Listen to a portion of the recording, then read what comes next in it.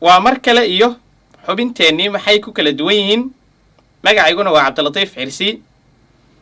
waxyaabaha dadka loserska iyo dadka winnerska ay ku kala duwan yihiin nolosha waxaa ka mid ah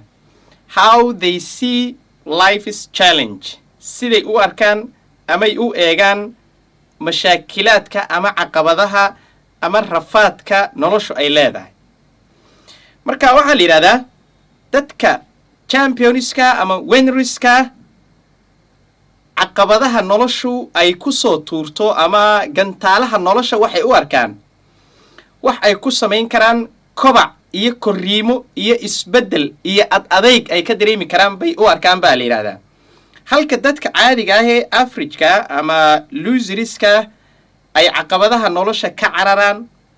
deetana ay u arkaan wax almost ayaga dili kara ama hoos u dhigi kara ama aysan jeclaysanba laakiin dadka winnerskaahu waxay aaminsan yihiin caqabadaha nolosha waxaa laga dhexelaa fursadaa laga dhexelaa sababtoo ah noloshu sideedaba waa caqabado iyo fursado isbarbar yaacaya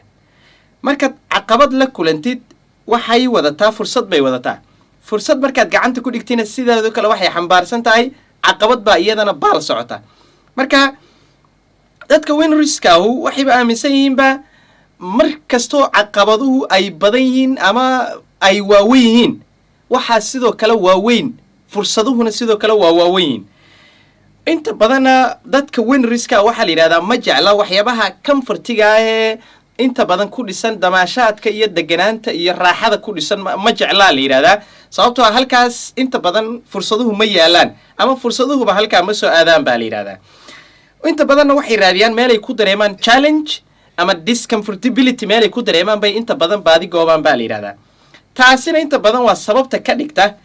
inay guuliba guul kale u dhiibto ama fursadba fursad kale u dhiibto waa midda ka dhigtaa la yidhahdaa halka dadka caadiga ah inta badan caqabadaha ay ka cararaan